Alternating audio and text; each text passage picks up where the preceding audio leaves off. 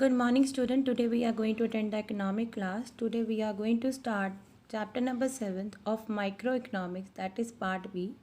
Name of the chapter is production function and return to a factor.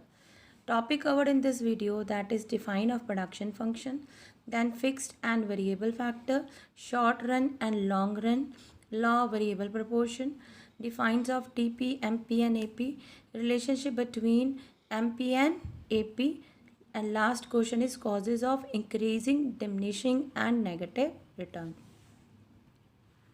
So students, we are going to start our chapter, that is chapter number 7. First of all, we are going to do the define of production function कि production function होता क्या है. पर production function क्या है? एक functional relationship है. एक फंक्शनल रिलेशन किसके बीच में? Physical input and physical output. Physical input means raw material और आउटपुट मींस जो प्रोडक्ट बन के आ जाता है, उसका जब हम रिलेशन पढ़ते हैं उसे हम लोग क्या कहते हैं? Production function. इट में क्या हुई define? It is a functional it is a relationship between functional physical input and physical output, that is called production function. और इसमें आपने एक लाइन ऐड करनी है क्या? कि technique remain constant. Technique remain constant. Now the formula of production function is Qx is equal to FL, K. Qx stand for the physical output of a commodity X. L stand for physical input. Input means जो raw material है, जिस तरह हम raw material की तरह हम use करते हैं. और physical input of labor. K means physical input of capital or the unit of capital or unit of labor. This is the formula of production function. क्या है? Qx is equal to F. F means function, L means labor, K means capital. This is the formula of production function. Now we are going to do the next question, that is fixed and variable factor. Fixed and variable factor. Fix factors क्या होते हैं और variable factor क्या होते हैं? Fix factor वो factors होते हैं जो कभी भी चेंज नहीं होते, चेंज इन द आउटपुट. मतलब जो कभी भी आउटपुट के साथ कभी भी चेंज नहीं होते, जो आउटपुट के साथ कभी भी चेंज नहीं होते हैं, उसे हम लोग क्या कहते हैं? Fix factor. जैसे एग्जांपल मशीन को एक बार इंस्टॉल कर लिया तो उसका जो रेंट है वो हमें पे करना पड़ेगा ही पड़ेगा, चाहे हम लोग उस पे ऊपर काम करें या ना करें. मतलब जो फिक्स्ड है वो कब जो एक बार ही कर लिया उसके बाद हमें हमेशा करना ही पड़ेगा, चाहे हम उसको यूज़ कर रहे हैं चाहे उसको यूज़ नहीं कर रहे हैं. वेरिएबल फैक्टर्स वो फैक्टर्स होते हैं जो चेंज होते हैं, वो कि जो चेंज होते हैं with the change in the output. जो आउटपुट के साथ जो चेंज होते हैं उसे हम लोग क्या कहते हैं? Variable factor. जैसे कोई लेबर, अगर काम ज़्यादा तो हम ज़्यादा लेबर लगाएंगे, अगर कम है तो लेबर क्या लगाएंगे? कम. So we have done the student fixed and variable factor. Fix factors वो होते हैं जो कभी भी चेंज नहीं होते with the change in the output. चाहे आप इस पर काम करो चाहे ना करो, आपको उसका रेंट देना ही पड़ेगा. तो वेरिएबल फैक्टर्स वो होते हैं जो चेंज होते हैं with the change in the output. चाहे आप उस पर मतलब जैसे लेबर, जितना काम ज़्यादा है या तो ज़्यादा लेबर लगा लेंगे, अगर काम नहीं है तो वो कम लेबर लगाएंगे. मतलब जो वेरिएबल फैक्टर्स है वो ज़ीरो हो सकते हैं, जो फिक्स फैक्टर है वो कभी भी ज़ीरो नहीं हो सकते. Now we are going to do the next question, that is short run and long run. In the short period production function and long period production function, we have to do the difference. So first difference क्या है? क्या short period और long period क्या होते हैं? Short period होता है जिसका टाइम बहुत छोटा होता है, मतलब 1 ईयर से कम. और लॉन्ग पीरियड वो होता है जिनका टाइम क्या होता है? बहुत ज़्यादा. सो मतलब 5 ईयर से ज़्यादा. So we are going to start from the short period. It is a production function in which factor ratio tends to change with the change in the output of volume of output. जिसमें हम जो factor की ratio है हम change कर सकते हैं, जैसे with the change in the output. मतलब हम इसकी जो रेशो है वो चेंज कर सकते हैं. और लॉन्ग रन में हम जो फैक्टर रेशो है वो कभी भी चेंज नहीं कर सकते with the volume of output. मतलब ये फिक्स्ड हो गए और ये क्या हो गया आपका? Variable. Output is increase by increasing the application of one variable factor. हम आउटपुट को इंक्रीज कैसे कर सकते हैं? अगर हम एक वेरिएबल फैक्टर को इंक्रीज करेंगे तो output is increase by increasing the all the factors. इसमें हमें सारे फैक्टर्स को इंक्रीज़ करना पड़ेगा। इसमें हमें सिर्फ एक फैक्टर को इंक्रीज़ करेंगे तो हमारी आउटपुट क्या हो जाएगी, इंक्रीज़ हो जाएगी। Scale of output remain constant no matter what the level of output. जो स्केल है जिसमें हम लोग मेजर कर रहे हैं वो हमेशा क्या रहेगा, कांस्टेंट। और जो scale of output tends to be change with the change in the level of output. इसका जो स्केल है लॉन्ग पीरियड का वो चेंज होता रहेगा जैसे जैसे लेवल ऑफ आउटपुट चेंज होता रहेगा। शॉर्ट पीरियड प्रोडक्शन क्या करते हैं, refers to the return to a factor. और लॉन्ग पीरियड जो है वो किसको रेफर करती है, रिटर्न टू स्केल। जो रिटर्न टू स्केल है जो आपका सिलेबस में डिडक्ट हो चुका है, हमने सिर्फ रिटर्न टू फैक्टर ही पढ़ना है। So we have done the difference between short period production function and long period production function. First difference हमने क्या किया, इसमें हम जो फैक्टर रेशो उसको चेंज कर सकते हैं, इसमें हमने फैक्टर रेशो को चेंज नहीं करना। इसमें हम लोग आउटपुट को अगर एक भी आउटपुट इंक्रीज़ करेंगे वेरिएबल फैक्टर की, एक भी वेरिएबल फैक्टर इंक्रीज़ करेंगे तो हमारी आउटपुट इंक्रीज़ करेगी। इसमें अगर हमें आउटपुट को इंक्रीज़ करना है तो हमें सारे के सारे फैक्टर्स को इंक्रीज़ करना पड़ेगा। इसमें जो स्केल ऑफ आउटपुट है वो हमेशा कांस्टेंट रहता है, इसमें चेंज हो जाता है with the change in the level of output. Short period है वो हम लोग किसकी रेफरेंस में पढ़ते हैं, रिटर्न टू अ स्केल। और लॉन्ग पीरियड हमने रिटर्न टू अ फैक्टर पढ़ते हैं, सॉरी, और ये हम पढ़ते हैं return to scale. So student now we are going to start our next, that is TP, MP and AP. The define of TP, MP and AP. TP means total product. TP का मतलब क्या होता है, total product. Total product क्या होता है, एक is a sum total of output produce by all unit of variable factor along with some constant amount of fixed factor used in the process of production. TP means total production, total product. जब हम जितने भी output हम लोगों ने produce करे हैं और किसका हमने कितना, सिर्फ हमने जो प्रोड्यूस करे हैं सिर्फ वेरिएबल फैक्टर्स का टोटल करना है, जिसमें फिक्स फैक्टर्स हमेशा क्या रहते हैं, कांस्टेंट। फिक्स फैक्टर क्या रहेंगे, हमेशा कांस्टेंट। मतलब टोटल प्रोडक्ट क्या हो गया, total product is a sum total of output produced, जितने भी हम लोगों ने आउटपुट प्रोड्यूस करे हैं by all the unit of variable factors, और जितने भी वेरिएबल फैक्टर्स हमने इसमें यूज़ करे हैं और फिक्स फैक्टर्स भी यूज़ करें, बट जो फिक्स फैक्टर है वो हमेशा क्या रहते हैं, कांस्टेंट। उसे हम लोग क्या कहते हैं, टोटल प्रोडक्ट। मतलब फॉर एग्जांपल अगर मैंने टोटल प्रोडक्ट, अगर मैंने ये मेरा टोटल प्रोडक्ट है, जब इसको मैं टोटल करूँगी या तो ये मेरा क्या क्या 65 यूनिट ऑफ कमोडिटी। जब मैंने जितने भी टोटल जितनी भी मैंने प्रोडक्शन करी है वेरिएबल फैक्टर्स की, जब मैं उसको टोटल कर दूंगी तो वो क्या आएगा, मेरा TP। और इसमें फिक्स फैक्टर हमेशा क्या रहते हैं, constant. Next is MP। MP means marginal product. Marginal product क्या होता है, MP refers to the change in the TP। हम MP जो MP है वो हमेशा कहाँ से निकलती है, TP में से निकलती है। कैसे निकलती है, when one more unit of variable factor is used. जब हम एक और नया फैक्टर जब हम लोग यूज़ करेंगे तो वो क्या बन जाएगा, हमारा MP। मतलब जितना चेंज TP में आया वो क्या बन जाएगा, आपका MP। और जो फिक्स फैक्टर है वो हमेशा क्या रहेंगे, कांस्टेंट। मतलब MP refers to the change in the TP। जो चेंज TP में कब आएगा, जब हम एक और यूनिट ऑफ वेरिएबल फैक्टर को यूज़ करेंगे, और जो फिक्स फैक्टर है वो हमेशा क्या रहता है, constant. The formula of MP marginal product का फॉर्मूला क्या है, MPN is equal to TPN minus 2। It means that second term minus first term. जैसे हम लेस देन में निकालते थे वैसे ही आपकी MP निकलेगी। Now next is AP। AP का मतलब क्या होता है, एवरेज प्रोडक्ट। एवरेज प्रोडक्ट का मतलब क्या होता है, AP is a output per unit of variable factor. जब हम मतलब पर यूनिट ऑफ सिर्फ वेरिएबल फैक्टर निकालेंगे, एक एक का जब हम मतलब डिवाइड करेंगे, किसको डिवाइड करेंगे, वेरिएबल फैक्टर्स को, तो वो क्या बन जाएगा आपका AP। AP is a output per unit of variable factor. The formula of AP is TP upon L. TP upon L means variable factor, TP means total product. Total product को जब हम variable factors के साथ divide करेंगे वो क्या बन गया आपका AP. So students, we have done TP, MP and AP defined. Now we are going to start our next question, that is law of variable proportion. So students, we are going to start our question. The name of the question is return to a factor.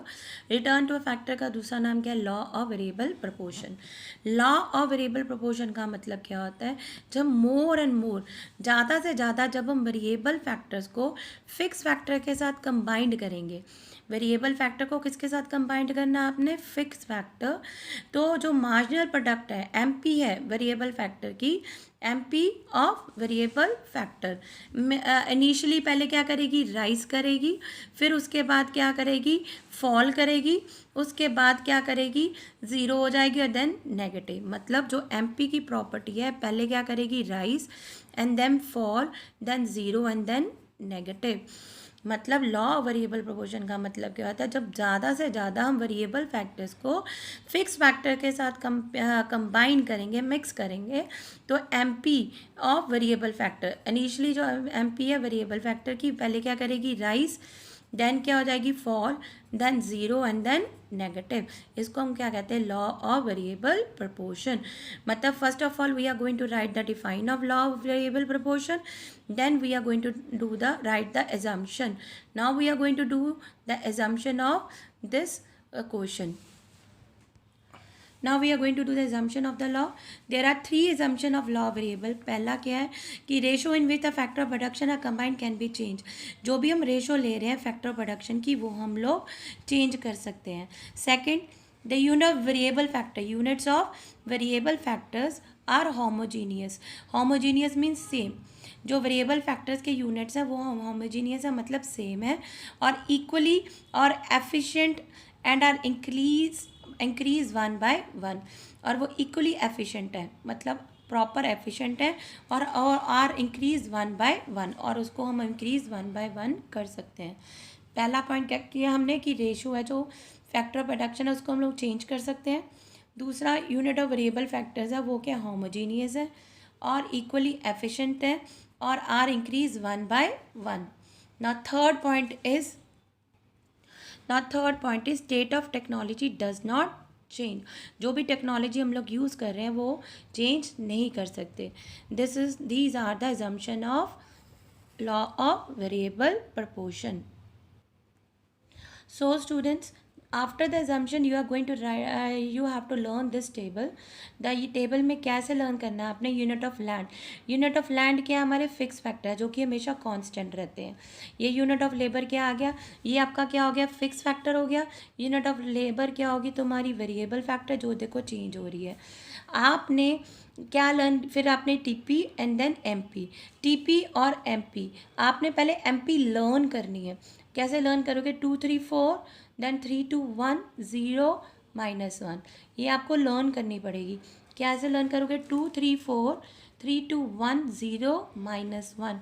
अब आप MP से TP निकालोगे. कैसे निकालोगे?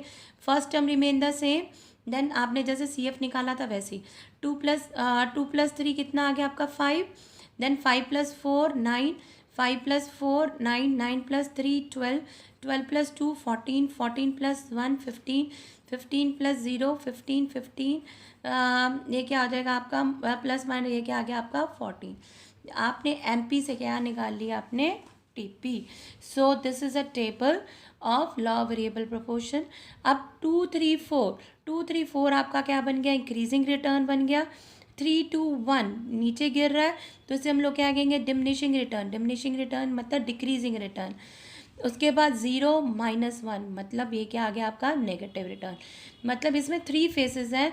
कौन कौन सी? Increasing return, diminishing return, negative return. मतलब हमने अभी डिफाइन में भी किया था. एमपी क्या करती है? पहले राइज करती है, देन फॉल और ज़ीरो हो जाती है and then negative return. After this table we are going to draw this diagram. आपने ऐसे ही दोनों डायग्राम ऊपर और 2 डायग्राम्स बनाने हैं. और दिस इज डायग्राम में ये ऊपर वाला आपका क्या है? टीपी और नीचे क्या आपका? एमपी. अब ये जो पॉइंट है O2K, ये जो पॉइंट है आपका O2K, ये क्या आ गया? Increasing return. K to T जो है आपका वो क्या हो गया? Diminishing return. और T से नीचे जितना बियॉन्ड है वो क्या आपका? Negative return. मतलब stage 1 increasing return, stage 2 diminishing return, stage 3 क्या आपका? Negative return. अब आपने ये इसकी डायग्राम की एक्सप्लेनेशन है. अब आपने डायग्राम की एक्सप्लेनेशन कैसे करनी है, आपने लिखना है स्टेज नंबर 1 में जब एमपी क्या कर रहा है, राइज कर रहा है, तो टीपी भी क्या करेगा आपका, राइज करेगा। इन द सेकेंड स्टेज, ये इसका मतलब ये कौन सी होगी, इंक्रीजिंग रिटर्न होगी।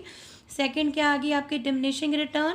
डिमिनिशिंग रिटर्न में क्या, जब टीपी इंक्रीज कर रहा है कौन से रेट पे, डिमिनिशिंग रिटर्न पे, कौन से रेट पे, डिमिनिशिंग रिटर्न पे, एमपी क्या कर जाएगा आपका, फॉल कर जाएगा।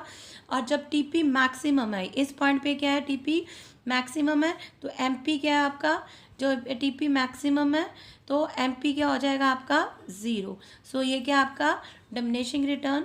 और थर्ड स्टेज है आपकी कौन सी, negative return. Negative return means जब टीपी फॉल करेगा तो एमपी क्या हो जाएगी, negative. Now we are going to do this with the help of diagram. Now ये देखो टीपी जब इंक्रीज कर रहा है, टीपी जब इंक्रीज कर रहा है तो एमपी भी क्या कर रहा है, इंक्रीज कर रहा है। जब टीपी इंक्रीज करेगा डिमिनिशिंग रेट पे तो एमपी क्या कर जाएगा, फॉल कर जाएगा। जब टीपी मैक्सिमम पे आ गया एमपी क्या हो जाएगा, ज़ीरो। और जब टीपी फॉल करेगा एमपी क्या हो जाएगा, negative. So this is the diagram of this question and this is explanation of this diagram. You have to write, give the heading stage 1 increasing return, stage 2 diminishing return, stage 3 negative return. और जो point के है, इस point को हम लोग क्या कहते हैं, इन्फ्लेक्शन पॉइंट। इन्फ्लेक्शन पॉइंट का मतलब क्या होता है, जो टीपी है यहाँ पे देखो इंक्रीज कर रहा है इंक्रीजिंग रेट पे, यहाँ एट पॉइंट के बाद टीपी स्टॉप कर जाएगा इंक्रीजिंग रेट से बढ़ने पे, वो अब किस रेट पे बढ़ेगा, डिमिनिशिंग रेट पे। मतलब इंक्रीजिंग रेट से छोड़ के वो किस रेट को बढ़ेगा, डिमिनिशिंग रेट पे। उसे क्या कहते हैं, point of inflection. So students, we have done the question law of variable. How you are going to write this question? First of all, you are going to write the define, and then you are going to write the assumptions, and then you are going to write schedule, and then diagram, and diagram की आपने क्या लिखनी है, explanation. So this is a question law of variable proportion. And student, this is very important question, mostly paper में आता है ये question. तो आपने क्वेश्चन डिफाइन लिखोगे, एग्जाम्पशन लिखोगे, शेड्यूल लिखोगे, डायग्राम एंड एक्सप्लेनेशन। एक्सप्लेनेशन में आपने हेडिंग डालनी है stage 1, stage 1 increasing return, stage 2 diminishing return, stage 3 negative return. उसके बाद आपने इसको एक्सप्लेन करना है। Now we are going to do the next question, that is reason या causes for increase return। ये नेक्स्ट क्वेश्चन है, कॉजेज या रीज़न फॉर इंक्रीज, क्यों इंक्रीजिंग रिटर्न होता है। पहला क्या, better utilization of fix factor. जब हम proper fix factor means land को प्रॉपर यूज़ करेंगे तो हमेशा हमारे जो रिटर्न्स हैं वो हमेशा क्या होंगे, बढ़ेंगे। Second is increase efficiency of variable factor. जब हम दो वेरिएबल फैक्टर्स की जो कोऑर्डिनेशन है फिक्स्ड और वेरिएबल फैक्टर की, अगर हम उसको प्रॉपरली यूज़ करेंगे तो जो वेरिएबल फैक्टर्स है वो क्या करेंगे, हमेशा इंक्रीज़ करेंगे। और एट द सेम टाइम जो है कॉपरेशन भी और हाई डिग्री ऑफ स्पेशलाइजेशन होगी among the different variable factor, तब भी हमारी टीपी क्या करेगी, एमपी और टीपी दोनों क्या करेंगे, इंक्रीज़ करेंगे। Indivisibility of fix factor. अब जब जो fix factors which are combined with the variable factor जो इनडिविजिबल होते हैं, such factor can be divided into smaller units. इन फैक्टर को can these such factor can not be divided, इनको हम लोग छोटे छोटे स्मॉल यूनिट्स में डिवाइड नहीं कर सकते। वंस जब भी इन्वेस्टमेंट हो गई उसके बाद जो फिक्स किस पे इन्वेस्टमेंट किस पे होगी, फिक्स फैक्टर में। Then the addition of more and more unit of variable factor, जितनी भी हम एडिशन वेरिएबल फैक्टर में करेंगे उतना हम लोग जो फिक्स फैक्टर है उतने ज़्यादा वो क्या होते जाएंगे, इम्प्रूव होते जाएंगे और हमारे रिटर्न्स भी क्या होते जाएंगे, बढ़ते जाएंगे। So this is the increasing return. This is a increasing return, reason for increasing return. Next is causes of diminishing return to a factor. Diminishing return मतलब एमपी क्यों फॉल होती है, पहले फिक्सटी ऑफ फैक्टर। इसका मतलब क्या हुआ कि as more and more unit of variable factor combined with a fix factor the latter are exclusive utilize. हम ज़्यादा से ज़्यादा उसको वेरिएबल फैक्टर को क्या करते हैं, यूज़ करते हैं, जिस करके वेयर एंड टेयर लॉस होता है और रिटर्न्स क्या होते हैं हमारे गिरने शुरू हो जाते हैं और हमारे रिटर्न्स क्या होने शुरू हो जाते हैं, गिरने शुरू हो जाते हैं। Second is imperfect factor of imperfect factor substitutive factor of production है जो है एक दूसरे के क्या है, सब्स्टिट्यूट है। मोर जो factor of production are in perfect substitute of each other. अगर हम मोर एंड मोर लेबर को can more and more labour can not be continuously used in the place of capital. अगर मुझे पैसा चाहिए, पैसे की जगह पे मैं क्या लेबर को यूज़ नहीं कर सकती, ये एक दूसरे के इनपरफेक्ट सब्स्टिट्यूट है। अकॉर्डिंगली जब रिटर्न्स हैं वो क्या होने शुरू हो जाएंगे, हमारे गिरने शुरू हो जाएंगे। Poor coordination between the factors. Poor coordination means अगर वेरिएबल और फिक्स फैक्टर में आपस में कोऑर्डिनेशन प्रॉपर नहीं होगी तब भी हमारे रिटर्न्स क्या होने लग जाएंगे, फॉल होने शुरू हो जाएंगे। So this is a diminishing return to a factor. Next is reason for the negative return. Reasons क्या है, पहला क्या है, लिमिटेशन ऑफ फिक्स फैक्टर। हमारे पास लिमिटेशन है कि लैंड है इतनी है, इससे ज़्यादा हम लोग इसको यूज़ नहीं कर सकते। जो फिक्स फैक्टर्स है वो में उनकी हमारे पास लिमिटेशन होती है, उसको हम लोग मतलब ज़्यादा या उससे ज़्यादा हम लोग यूज़ नहीं कर सकते। इस करके हमारे रिटर्न्स क्या हो जाते हैं, नेगेटिव आने शुरू हो जाते हैं। Poor coordination between fixed and poor coordination between the variable and fixed factor। Same point जो हमने वहाँ किया था, जब हम वेरिएबल फैक्टर्स और फिक्स फैक्टर में जो हमारी कोऑर्डिनेशन है अगर वो पुअर होगी तो हमारे जो रिटर्न्स हैं एमटीपी हमारी क्या करने लग जाएगी, फिर फॉल होनी शुरू हो जाएगी और एमपी हमारी क्या होनी शुरू हो जाएगी, negative. Next, decrease in the efficiency of variable factor with the continuous increase in the variable factor. जब हम ज़्यादा से ज़्यादा वेरिएबल फैक्टर को यूज़ कर रहेंगे, क्या है, द एडवांटेज ऑफ स्पेशलाइजेशन और division of labour start diminishing. जो किसी बंदे की स्पेशलाइजेशन है या डिवीजन ऑफ लेबर क्या होने लग जाएगी, फॉल करनी शुरू हो जाएगी, जिस करके वेरिएबल फैक्टर इनएफिशिएंटली काम करेंगे और हमारे रिटर्न्स क्या होने शुरू हो जाएंगे, negative. So students, we have done increasing return, diminishing return and negative return. Causes of increasing, diminishing and negative return. Now student, last question of this chapter, that is relationship between AP and MP. Relationship किसकी करनी है आपने, AP और MP। AP stand for average product, MP stand for marginal product. AP और MP का ये question लिखने से पहले सबसे पहले आपने क्या लिखनी है, स्टार्टिंग कहाँ से करनी है, आपने पहले डिफाइन किया किसकी लिखोगे, AP की, और उसके बाद डिफाइन किसकी लिखोगे आप, MP की। डिफाइन किसकी लिखोगे आप, AP की, एंड देन उसके बाद डिफाइन किसकी लिखोगे, AP, और फिर उसके बाद MP। उसके बाद आपने क्या बनाना है, ये शेड्यूल बनाना है। फर्स्ट आप डिफाइन लिखोगे, सेकंड आपने क्या बनाना है, schedule, and schedule you are going to learn this is a fixed factor जो कभी भी चेंज नहीं होते, this is a variable factor, and then AP and MP। ये आपको ऐसे ही AP लर्न करनी पड़ेगी, आपको ऐसे ही MP लर्न करनी पड़ेगी। चल, after the schedule we are going to draw the diagram. आपने डायग्राम शेड्यूल के हिसाब से बनाना है।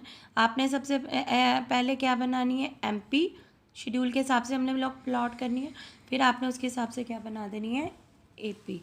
उसके बाद you are going to write down the observation. आपने ऑब्जर्वेशन क्या लिखनी है कि जब जब MP बड़ी होती है, इसमें क्या है, जब MP क्या है, बड़ी है किससे, AP से। MP जब बड़ी है AP से तो AP हमेशा क्या करेगा, राइज करेगा। AP क्या करेगा, हमेशा राइज। जब MP और AP एक दूसरे के बराबर आ जाते हैं, मतलब ये वाला जो पॉइंट है, तो AP इस मैक्सिमम हो जाएगा, AP क्या हो जाएगा, मैक्सिमम। नेक्स्ट, जब AP क्या है, बड़ा, AP is more then MP, तब AP क्या करेगा, फॉल करेगा। तो AP क्या करेगा, fall. Both AP and MP fall करेंगे, बोथ AP और MP फॉल करेंगे, बट MP जो है नेगेटिव हो जाएगा, बट AP हमेशा क्या रहेगा, पॉजिटिव रहेगा। और MP फॉल फास्टर, जो मार्जिनल प्रोडक्ट है वो हमेशा फास्टर फॉल करेगी as comparative to AP। So student, I am going to repeat it again now. First observation में क्या लिखना है, MP is more than AP। जब MP बड़ा होगा तो AP हमेशा क्या करेगा, राइज। जब ये दोनों एक दूसरे के इक्वल हो जाएंगे तब AP क्या हो जाएगा, मैक्सिमम। जब MP क्या है, जब AP बड़ा है, AP मीन्स एवरेज प्रोडक्ट, किससे बड़ा है, MP से, तो AP क्या कर जाएगा, फॉल। लास्ट पॉइंट है, बोथ AP और MP हमेशा AP और MP जब फॉल करेंगे, MP become negative, MP negative हो जाएगा, बट AP हमेशा क्या रहेगा, पॉजिटिव रहेगा। MP फॉल फास्टर, जो MP की प्रॉपर्टी है वो क्या है, वो फॉल फास्टर है एज कंपैरिजन टू AP, मतलब MP जल्दी फॉल करेगा as comparative to AP. So students, we have completed our chapter number 7, that is law of variable proportion.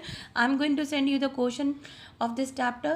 Write these questions in your fair notebook.